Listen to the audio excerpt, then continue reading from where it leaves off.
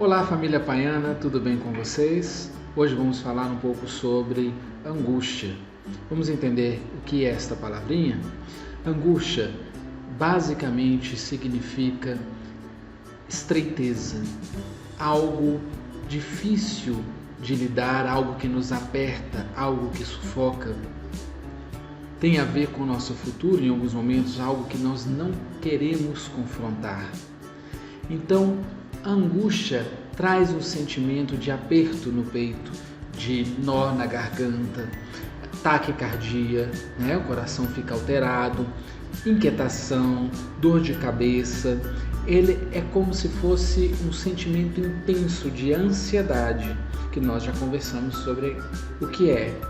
Então, na angústia, nós somos convidados a um desafio, a um enfrentamento com algum conteúdo que nos incomoda bastante, digamos assim.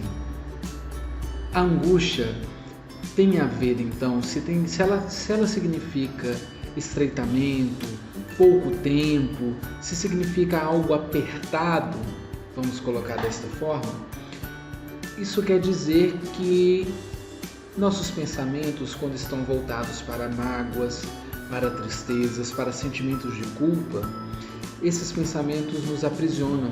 Nós criamos um monoideísmo, ficamos naquele conflito, pensando sobre aquele conflito, ou quando não estamos pensando, vivemos aquele conflito inconscientemente.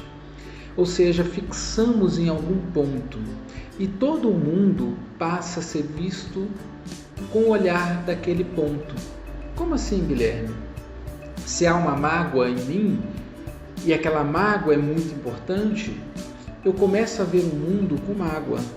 Eu começo a transmitir para o mundo esses sentimentos internos que eu tenho. E aí a nossa visão fica estreita, limitada. Todo sofrimento psicológico, ele tem uma característica, que é o de diminuir a percepção sobre as coisas do mundo. Nós paramos de ver alternativas e começamos a ver apenas alguns poucos caminhos. Esse encurtamento, ou seja, você parar de ver alternativas e começar a ver um só caminho, é essa estreiteza, é esse lugar que você não pode fugir. É como se você tivesse só uma forma de ver o mundo. Isso causa uma dor e um sofrimento muito forte. Ao mesmo tempo, a angústia nos convida, como eu disse, a olhar para o que é que está nos incomodando. Se a gente apenas tratar a angústia como um sintoma, com medicação, enfim, com a ignorância, não quero saber sobre isso, eu não quero ver, ela não vai desaparecer, ela vai tomar outra forma, ela vai aparecer em outro lugar. A angústia é um convite para algo que está nos incomodando. Ela diz o seguinte: estamos pensando o mundo como ele precisa ser pensado? Estamos com uma ideia fixa e mórbida que nos consome? Ou estamos conseguindo enxergar diversas formas, alternativas, possibilidades no mundo? E outra, estamos seguindo o caminho que nós temos para seguir? A nossa mente, ela é teleológica. Olha que palavrinha complicada. Teleológica significa que ela tem um propósito. Nós temos um propósito na vida. Nós temos um caminho, nós temos algo a realizar. Quando nós fugimos do nosso propósito existencial, a angústia bate à nossa porta. Ela nos convida a voltar para o caminho, a olhar para este caminho que nós temos que seguir e refletir por que não estamos seguindo. Então, essa angústia, ela vem para nos auxiliar.